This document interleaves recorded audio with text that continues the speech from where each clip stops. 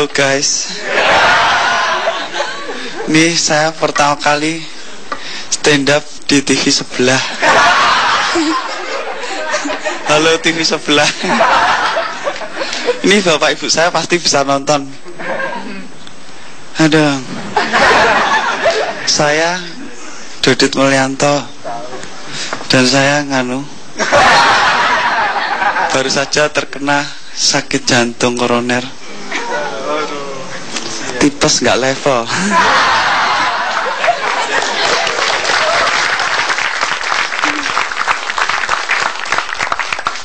Tipes.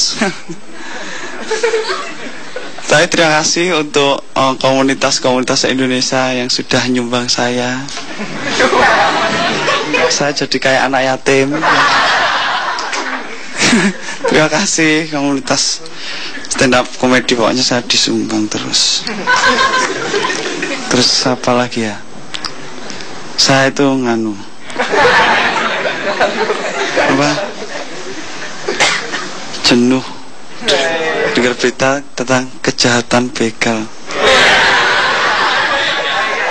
Ternyata begal itu terjadi karena begal itu mengamati korban. Kalau saya mengamati kamu.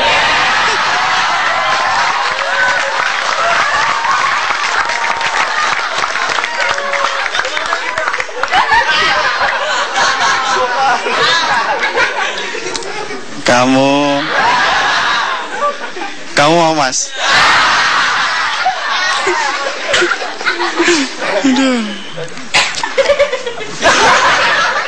Ternyata begal itu loh, riset. Dia tuh mengamati, wah daerah ini kalau jam sekian sepi, kalau kosmu jam berapa sepi.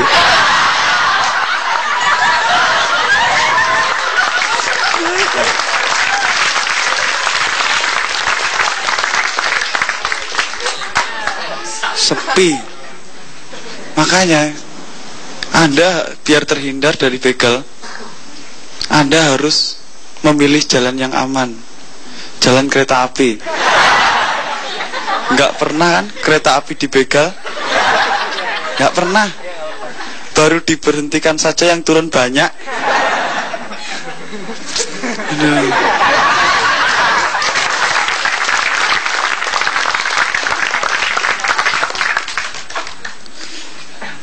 Begal. Saya jadi ingat bapak saya. Enggak, bapak saya ngajari saya biola.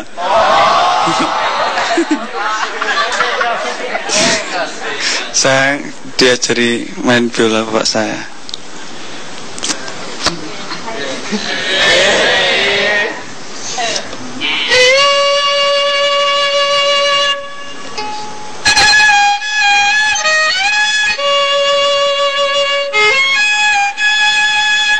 Biar lama.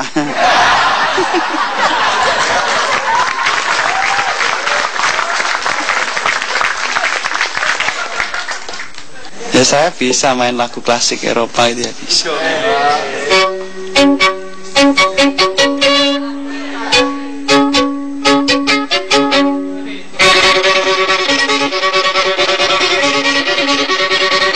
Gak ada yang tepuk tangan.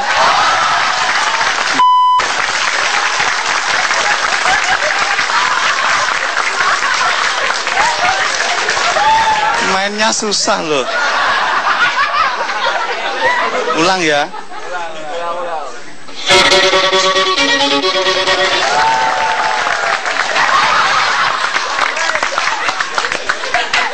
Gitu aja ditepuk tangan nih. Enggak. Saya jadi ingat ibu saya. Ibu saya itu loh, meskipun anaknya sering masuk TV. Iya, tapi ibu saya nggak sombong. Dandanannya itu sederhana, nggak pernah pakai high heel. Kalau ke sawah, nggak pernah. Terus kayak orang Jawa dulu, saya orang Jawa kan. Kegiatannya itu high class. Yoi, nanam padi.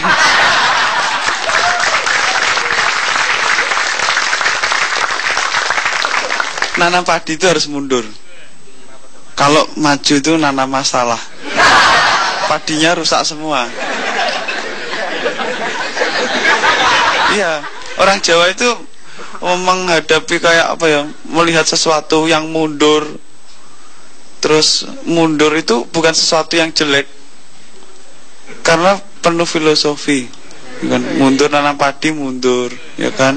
Kayak orang Jawa itu dalam menghadapi masalah atau bahaya, diam, mundur, dan kabur.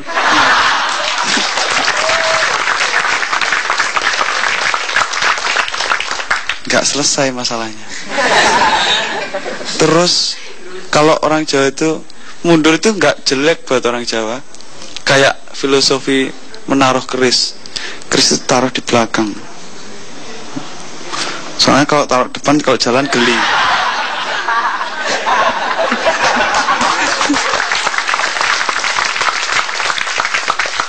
Saya selalu dipanggil Dodit Mulyanto gitu. Padahal saya itu pengen dipanggil Dodit Mulyanto dan biolanya gitu.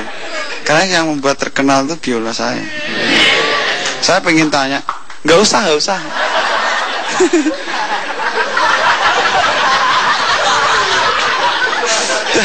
Saya itu perasaan seandainya biola saya bisa ngomong gimana gitu perasaannya ya.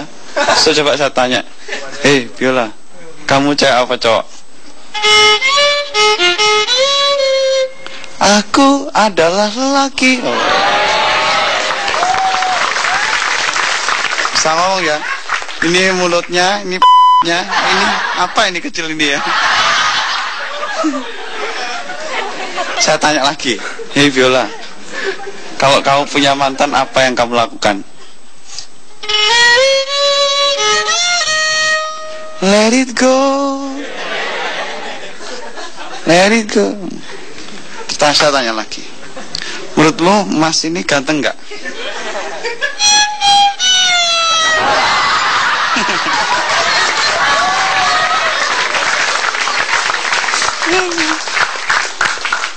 Kalau Mbak itu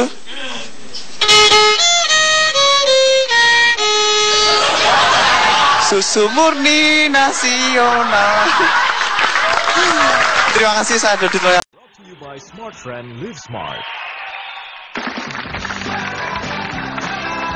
Assalamualaikum.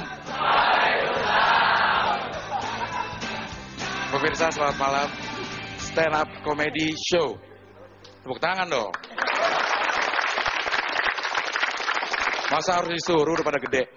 Ya, stand up comedy show ini namanya neon sign-nya nih. Apa ya namanya? Ini saya bawa sendiri memang dari rumah karena tadi sebelum penampilan saya ini masih belum begini. Ya, saya memang udah modal, jadi kalau saya ngomong lucu nggak lucu ketawa aja nanti ya.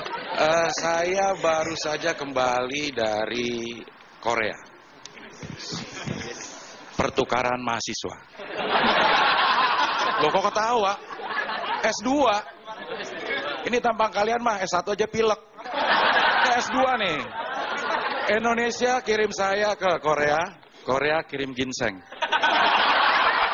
Boleh ketawa, emang penampilan nih. Saya bilang ya, don't judge a book by its cover. Jangan pernah nilai buku itu dari sampulnya. Kalau sampulnya jelek, dalamnya belum tentu bagus. Coba aja dites nih. Tapi saya banyak sekali dapat pelajaran dari Korea. Saya itu memperdalam ilmu politik. Di sana saya bisa melihat ternyata kebiasaan tiap kecil, waktu kita kecil itu menentukan profesi saat kita dewasa.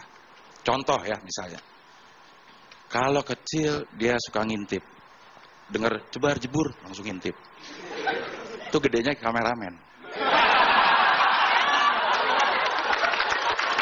Ini profesi kameramen, ini profesi yang saya kagumi loh. Dia kerja pakai mata satu gajinya gede, apalagi mata dua. Terus kebiasaan saat kecil rajin. Ya, di lingkungan dia tinggal rajin. Misalnya ada 17 Agustusan, perlombaan olahraga. Wah dia repot tuh, ngurusin penginapan, ngurusin fasilitas olahraganya. Kadang-kadang dapat komisi, gedenya jadi bendahara umum. Partai. yang berkuasa di Korea tapi bukan di sini. Ya. Kalau kecilnya kebiasaan disuruh sama ibunya mandi, iya ntar. Belajar, iya ntar. Janji terus tapi bohong. Kadang-kadang nyolong. Gedenya jadi anggota DPR. DPR Korea lagi loh, DPR Korea loh. Ini saya dapatnya dari Korea loh. Tapi anggota DPR itu adalah satu-satunya profesi yang saya kagumi karena dia tidak pernah mau naik pangkat. Wakil direktur mau jadi direktur, wakil presiden mau jadi presiden. Anggota DPR wakil rakyat, naik jadi rakyat, mana mau dia? Hilang 60 juta sebulan. Ada satu lagi yang saya baru tahu, bahwa kebiasaan ini bisa menentukan juga saat kita dewasa. Kecilnya bulan Ramadan nih, puasa, senang main sama teman-temannya. Main kembang api, wah lari ke sana kemari. Tapi giliran temannya main petasan, dia pulang. Gedenya presiden tuh dia. Presiden Korea juga loh.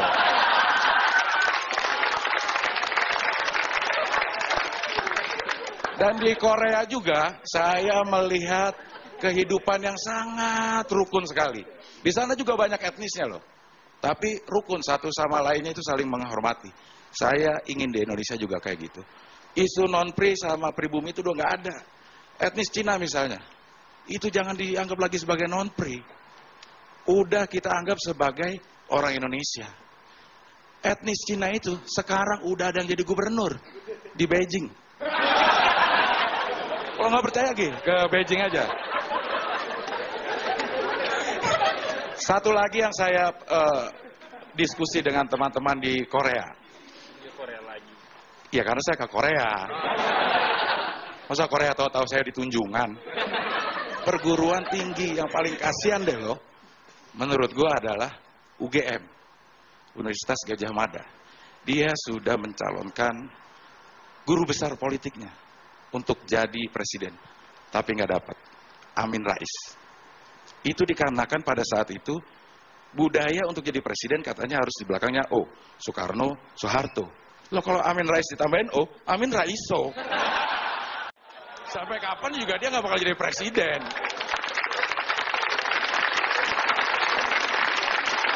Tapi di antara semua perguruan tinggi yang paling hebat itu UNPAD, Universitas Pajajaran. DO semester 2 jadi presiden, Megawati. Kalau lo mau jadi presiden, kuliah di UNPAD. Tapi lo harus jadi anak presiden, baru bisa. Ya. Dan di Korea juga, saya mendapatkan ilmu untuk menilai cewek dari cara duduknya. Maaf ya, Mbak ini, yang duduknya begini. Itu adalah tipe cewek protektif. Artinya melindungi propertinya. Dompetnya mungkin di situ ya. Iya, dia jadi ntar diambil orang lagi ya kan. Lalu cewek mana ya? Di belakangnya tuh sedikit yang agak terbuka begini. Itu tipe cewek relatif. Rela diintip. Tapi masih malu-malu kayaknya. Nih saya lihat di belakang ya. Di belakang ini mungkin karena faktor usia ya. Duduknya begini. Itu tipe cewek yang justru paling saya sukai. Itu tipe cewek nasionalis. Karena dia ingin menunjukkan di sanalah tempat lahir beta.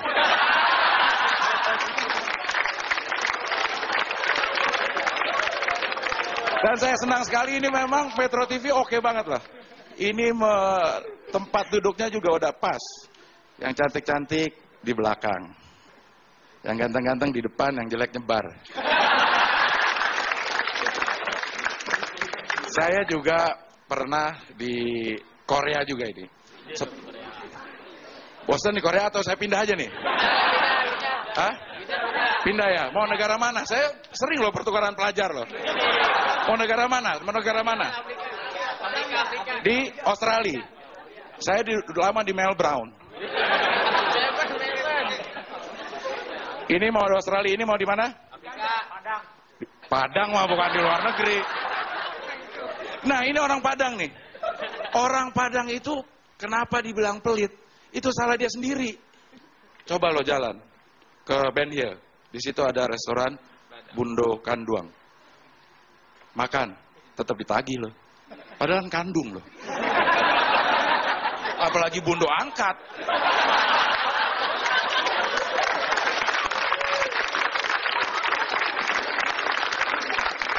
Tapi orang Padang itu katanya nih, orang Padang itu satu-satunya daerah yang tidak pernah dimasuki oleh tentara Belanda lewat jalur terjun payung, parasit. Karena dia takut. Rumah gadang. Ntar dia kena sininya. Terima kasih, saya Abdul Harian.